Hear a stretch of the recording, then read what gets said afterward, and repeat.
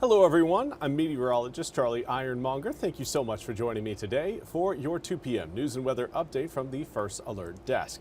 Now we've got news out of Kinston, where they have a new therapy dog and can't get much cuter than that. Grainger is a new therapy dog stepping into the role today. Now, he is an Aussie Doodle pup who will serve as the department's therapy dog. With tons of name suggestions to choose from, Kinston Police chose the very fitting Grainger, who will now be working not far from the community's historic Grainger Stadium. Now, through its health and wellness program, Kinston Police say Grainger's main task will be to support the well-being of officers, especially those who are faced with stressful calls, situations, or long shifts. Thanks to a generous donation from William and Erin Stanley from the Kinston and Lenoir County area, Kinston Police Department says that Grainger will also be of assistance to its staff and the Kinston community. Grainger will be spending the next few months growing into his new gig with his handler, Sergeant Biggins, before beginning certified training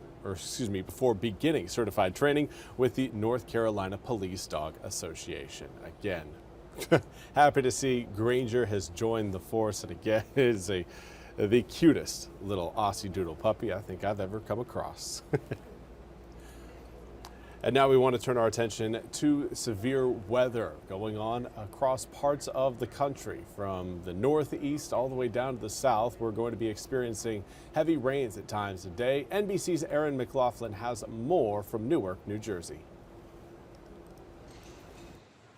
Hey there, the weather has been relentless. Overnight, flights were disrupted in the New York area due to that storm, part of a broader pattern that we've been seeing play out all week at the nation's airports. More than 27,000 flight disruptions and 2,600 cancellations and counting.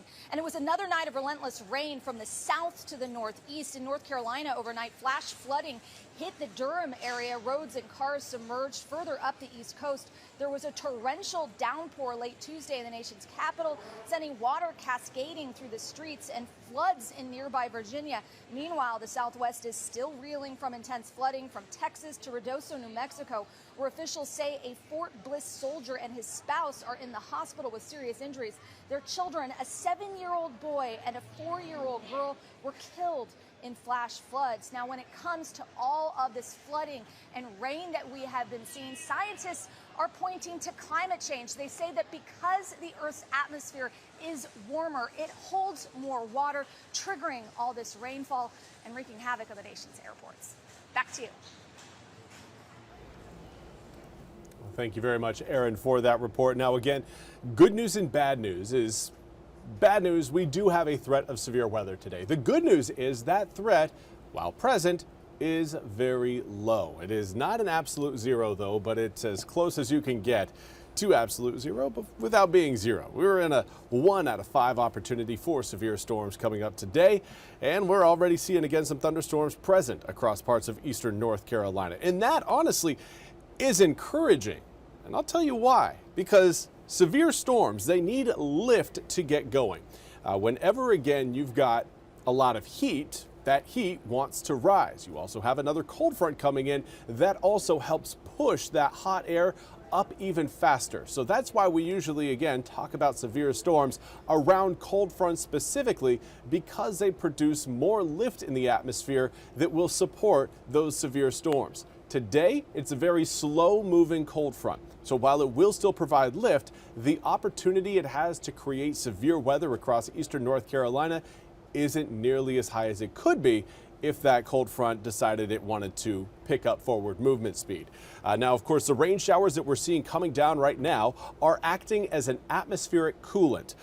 As you get higher into the atmosphere, the temperature drops. So whenever these rainfall droplets fall from around 25,000 feet, they bring down cooler air along with them.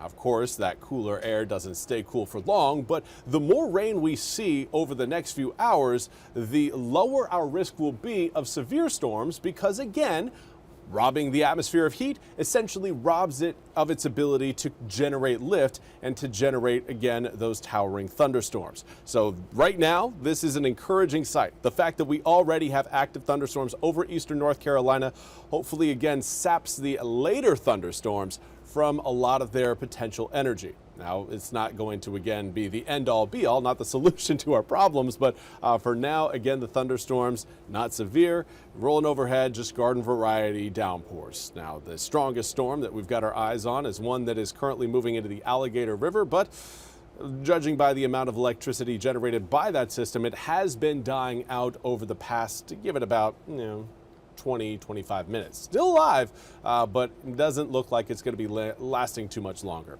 For those of you watching in central Pitt County, you got a storm heading your direction, heading towards the Winterville area as we speak. Going to be over Greenville, most likely within the next, give it about 10, 15 minutes or so, and you'll end up hearing possibly some rumbles of thunder, but certainly hearing some raindrops hitting the roof. Kinston, we had a thunderstorm move right over you, and seeing another one redevelop just south of you. That's going to continue to work its way towards the Grifton area and possibly maybe just south of Grifton, more kind of cruising into northern Craven County. Now, as far as what we've got beyond, of course, just right now, later on this evening, more of those showers and storms will continue to press into eastern North Carolina. We won't see an end to the rain until we get to, I would say, tomorrow morning at times. But even once we get, say, past 5:45 a.m., we are still anticipating a few coastal showers to be present in eastern North Carolina through your Friday morning.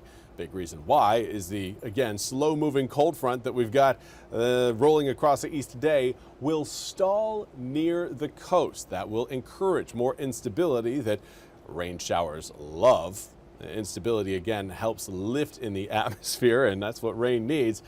And that, again, will keep a chance of showers in the forecast coming up for your Friday. There, again, you can see kind of just the green spots dotted over eastern North Carolina through Friday. It's going to be more of a scattered pattern coming up for tomorrow. And then as we head into the weekend, we get back to our normal rain schedule.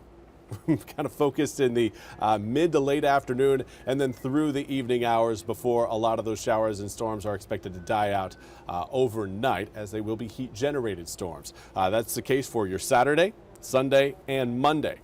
Now, as we head into Tuesday and Wednesday, we're going to be tracking another cold front coming in from the west. That will lead to an increase in rain chances, or you're seeing it go from a 40% chance to a 60% chance, but also a slight drop in air temperatures. 91 degrees on Tuesday turns to 88 on Wednesday. Also, overnight lows dip down into the low 70s. I know it's not much of a dip. 74 degrees Monday night, 72 Tuesday night. But that dip is encouraging because the lower your overnight lows get, the lower the humidity will be the next day. That's all we have time for today's 2 p.m. News and Weather Update from the First Alert Desk. I want to thank you all so much for joining me. We'll be back with more news and weather coming up at the top of the hour. Until then, I hope you all have a wonderful Thursday.